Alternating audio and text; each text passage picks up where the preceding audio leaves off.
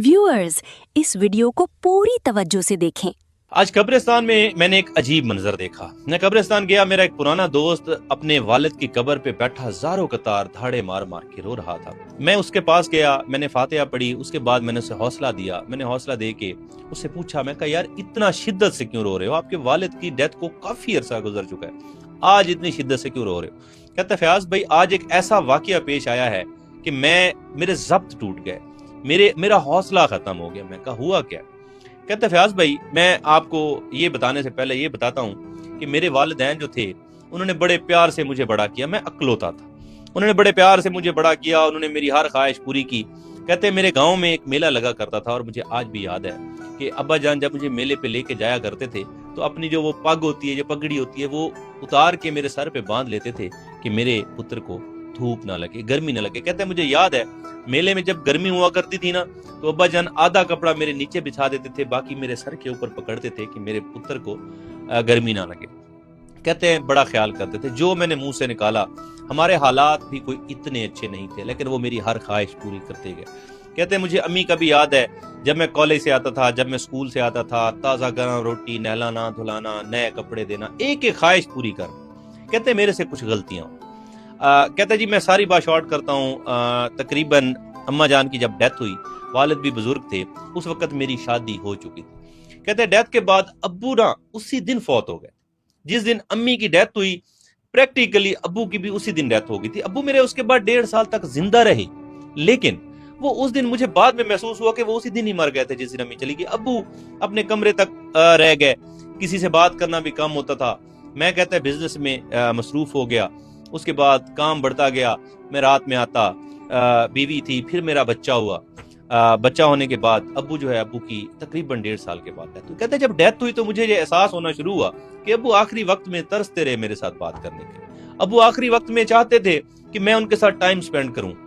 अब्बू आखिरी वक्त में कई दफा मेरे साथ बात करने भी लगते तो शायद मुझे अब फील हो रहा है कि शायद मैं थोड़ी सख्ती से बात कर लेता, मैं शायद नागवारी या नाराजगी का इजहार करता कि बंदा सारे दिन का थका होता है, टाइम नहीं होता, आप अपने मसले लेके बैठ जाते।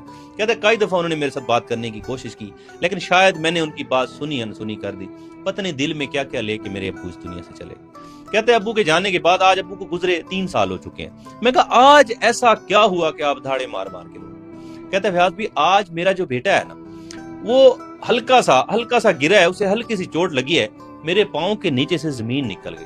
कहते हैं मैंने बेगम से लड़ाई की, मैं बच्चे को उठा के, मुझे काफी देर समझ नहीं आ रही थी कि मैं क्या करूं। कहते हैं मैं कांप रहा था, मैं कांपता जाता था, अपने बेटे को देखता जाता था, मैं कांपता जाता था, अपने बच्चे को चूमता जाता था। कहता है एक लम्हे के लिए अचानक मैं अपने बचपन में वापस चला गया। एक लम्हे के लिए मेरे सामने वो मंजर आ गया जब मैं छोटा होता था, जब मेला कुचैला खेल रहा होता था, मेरे वालिद आते थे, मुझे मेले को उठा लेते थे, मुझे चूमते थे, मेरा ख्याल रखते थे। जब मुझे वो शहर लेके जाते थे, अपनी पग मेरे सर पे रख देते थे, अपने कपड़े से मेरे ऊपर साया करते थे, मेरा इतना ख्याल रखते थे। मैंने क्या किया? आखिरी उम्र में वो बाप, वो शफीक इंसान मेरे साथ बात करने के लिए तरसता रहा। वो शख्स मेरे साथ आखिरी टाइम में कुछ मुझे कहना चाहता था, वो मेरे साथ कोई बात करना चाहता था, मैं उसकी बात ही नहीं था सुनता। कहते हैं मेरे दिमाग में भी नहीं आया कि मैं अपने बाप के साथ क्या कर रहा हूँ। कहते हैं आज मेरा बच्चा गिरा, आज मेरे बच्चे को चोट लगी और मेरे दिल में दर्द हुआ। कहते हैं मैं कांप रहा था, मैं तसव्वुर नहीं कर रहा था कि मेरी आंखों के सामने मेरे बच्चे को चोट कैसे लगी। कहते अचानक से मैं जब अपने बचपन में गया ना, इमेजिन करके, तो मुझे फील हुआ मुझे यहाँ चोट लगी। मैं कहा नहीं, मैंने अपने वालिद के साथ अच्छा नहीं किया। कहते हैं मैं वहां घर से निकला, मैं समझे किस तरह यहाँ पहुंचा। कहते हैं मैं पिछले 1-1.5 घंटे से बैठा रो रहा, मैं 1-1.5 घंटे से बैठा माफी मांग रहा हूं, लेकिन मैं बोलता हूं वो शफीक बाप जो मेरे साथ बात करने के लिए कोशिशें करते करते मर गया, आज वो नहीं बोलते। जिन्हें मिलने के लिए मैं घर आता था, आज उन्हें मिलने के लिए मुझे कब्रिस्तान आना पड़ा। कहते हैं मैं पहले अम्मी की कब्र पे रोता रहा, अब अब्बू की कब्र पे रो रहा हूं। अब मैं उनको बुलाता हूं, वो मुझे जवाब नहीं देते। अब मैं उनसे बात करना चाहता हूं, वो मेरे साथ बात नहीं करते।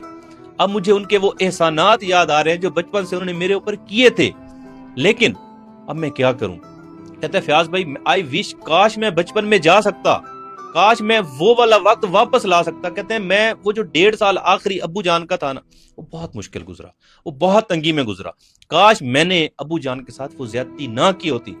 कहते आज मैं परेशान भी हूँ, पशेमान भी हूँ, आज मुझे खुद पे गुस्सा आ रहा है, लेकिन मैं कुछ नहीं कर सकता, मैं वो वक्त वापस नहीं ला सकता।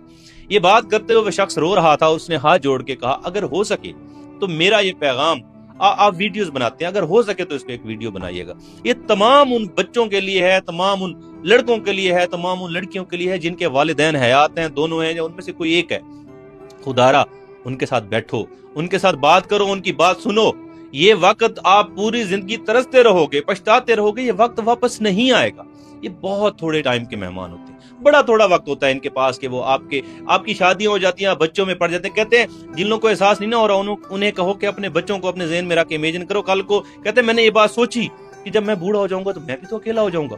کہتے ہیں اس کے بعد میں قبرستان آیا اور میں کب سے رو رہا ہوں, میرے دل کا بوجھ ہلکا نہیں ہو رہا, میں کیا کروں. وہ شخص میرے گلے سے لگ کے کافی دیر روتا رہا. تب مجھے بھی احساس ہوا کہ یار یہ ٹھیک کہہ رہا ہے. ہمیں واقعی احساس نہیں ہوتا. ہم موبائل میں اتنے مصروف ہو چکے ہیں, ہم بزنس میں اتنے مصروف ہو چکے ہیں, ہم اپنی زندگی میں, اپنے اہل و عیال میں, بیوی میں, بچوں میں اتنے مصروف ہو چکے ہیں, ہمیں پتہ ہی نہیں ہوتا کہ ہمارے والدین اسی گھر میں تنہائی کا شکار ہیں. ہمارے ہوتے ہوئے ہمارے والدین, وہ والدین جنہوں نے ہمیں, وہ کہتے ہیں نا, ہاتھ کے چھالے کی طرح پالا, جنہوں نے اپنے بوڑھے اور کمزور ہاتھوں سے ہمیں بہت اونچا تعمیر کرنے کی کوشش کی, وہ ہمارے ہوتے ہوئے تنہائی کا شکار. وہ کئی دفعہ ہمارے ساتھ بات کرنا چاہتے ہیں لیکن ہمارا لہجہ, ہمارا موڈ, ہمارا مزاج, ہماری باتیں دیکھ کے وہ بات نہیں کر سکتے. یار یہ بہت بڑی بدقسمتی ہے. میں یہ ویڈیو کے توسط سے آپ سے ریکویسٹ کر رہا ہوں, اگر آپ کے پیرنٹس, اگر آپ کے والدین زندہ ہیں, آج جائیے ان کے پاس بیٹھیے, انہیں کہیے, بولیں آپ کے دل میں کیا ہے, وہ کیا کہنا چاہتے, آپ سے کیا ہی لے لیں گے یار, آپ سے کیا ہی مانگ لیں گے, کون سی آپ کی دنیا وہ مانگ لیں گے. خدا کے لیے یہ وقت بہت بہت بہت قیمتی ہے, اور یہ بڑا تھوڑا وقت ہے. یہ آپ کے ہاتھ سے ریت کی, جس طرح مٹھی سے ریت سرکتا ہوا جا رہا ہے یار. کل کو آپ پوری زندگی پچھتائیں گے, والدین نہیں ہوں گے, پھر آپ قبرستان میں جائیں گے, وہاں آوازیں دیں گے, ان سے معافیاں مانگیں گے, باتیں کریں گے, لیکن وہ جواب نہیں دیں گے. آج یہ ٹائم ہے, آج ان سے معافی مانگیے, آج جائیے, آج ان کے پاس بیٹھیے, ناراضگی ہے 1 منٹ کے لیے ختم کیجیے, چاہے وہ ناراض ہے چاہے آپ ناراض ہیں. جا کے 1 منٹ ان کی گود میں سر رکھیے, ان سے پوچھیے کہ بابا, میں اگر میری کبھی غلطی نہیں بھی ہے, میری وجہ سے دل دکھا ہے تو I am sorry, I love you.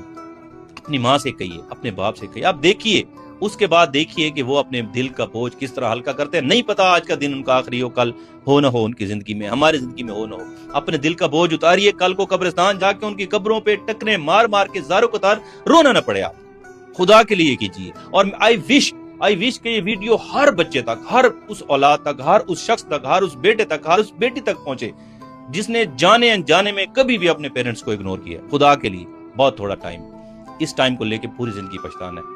اس شخص کی بات میرے دل میں گھر کر کے. اللہ تمام لوگوں کے والدین کو سلامت رکھے. جن لوگوں کے والدین چلے گئے, ایک دفعہ جا کے قبرستان فاتحہ پڑھائیے گا. جن کے والدین زندہ ہے, خدارا ایک دفعہ جا کے ان سے شفقت سے پیش آئیے, بات کیجیے, دیکھیے وہ کس طرح آپ کو وارم ویلکم دیتے ہیں. مزید ایسی ویڈیوز کے لیے اپنے چینل قلبک ٹاکس کو ضرور سبسکرائب کریں. جزاک اللہ.